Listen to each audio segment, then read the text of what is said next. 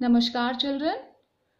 Different forms of business organizations. Chapter number 2 we have done. Today I am going to start with the revision for the same.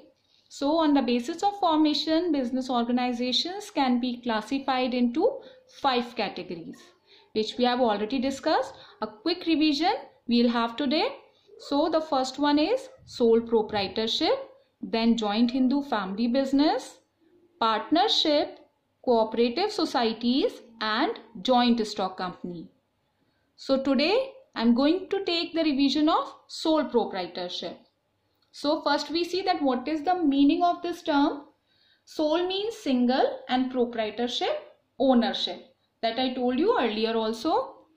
So it refers to a form of business organization which is owned, managed and controlled by an individual, and that one individual is the recipient of all the profits and he bears all the risk also. Risk, or you can say the losses of the sole proprietorship. The next one is the features of sole proprietorship. In these features, the 6 features we already discussed. Those are easy formation and closure, one-man ownership and control, sole risk bearer and recipient of profit, unlimited liability, no separate entity, and lack of continuity of business. So one by one, these features we'll revise. The first one is easy formation and closure. No legal formalities are required to start a sole proprietorship business. Why? Because there is no separate law that governs sole proprietorship, and the closure of the business can also be done easily as there is no law which governs the sole proprietorship. The second is one man ownership and control, because there is only one person who is the owner of that sole proprietorship. So the sole proprietor is the sole owner and controller.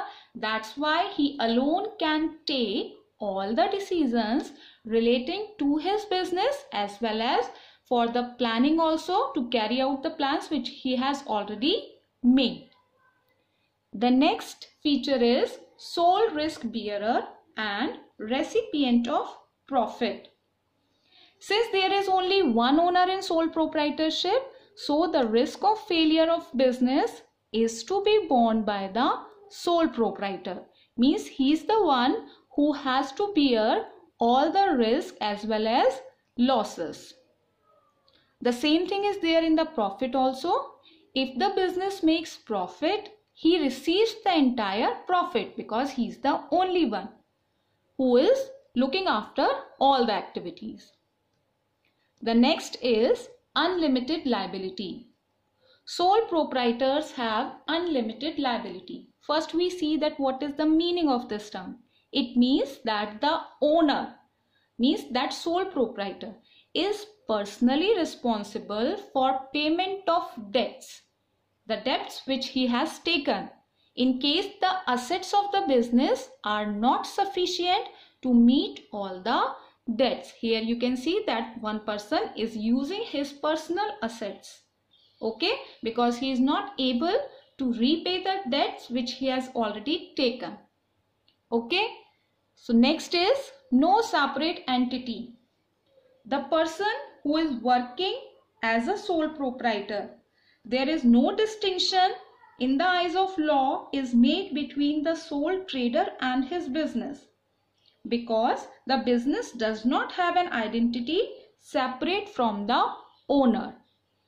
So there is no legal existence of the business separate from its owner.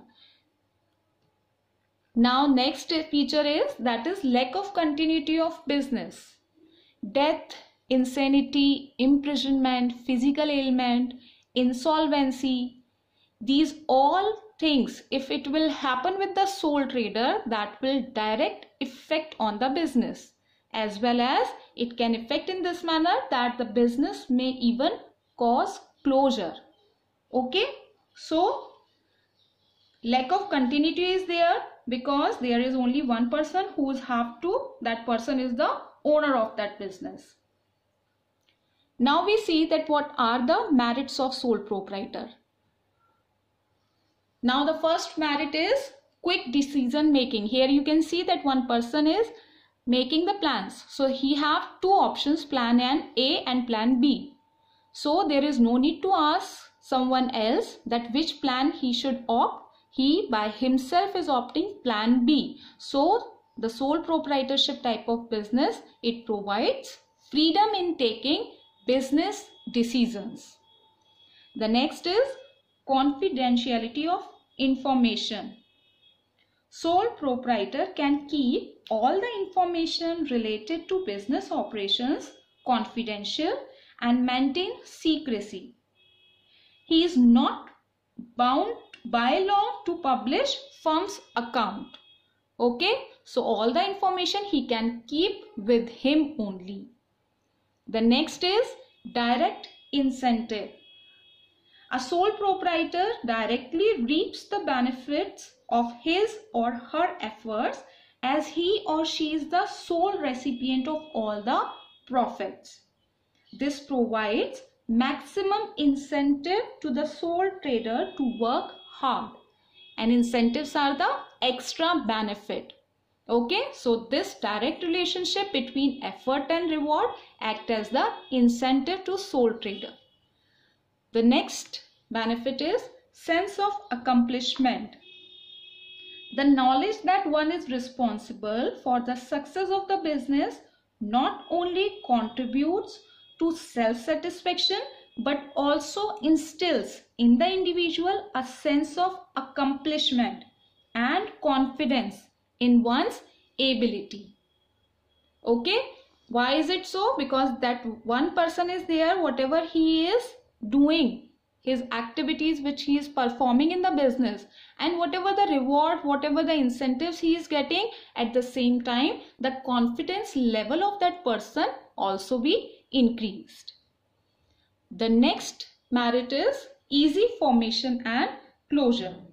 It's very easy to start as no legal formalities are required to start it. Okay, so it is very easy to start as well as to close the sole trading business as per the wish of the owner.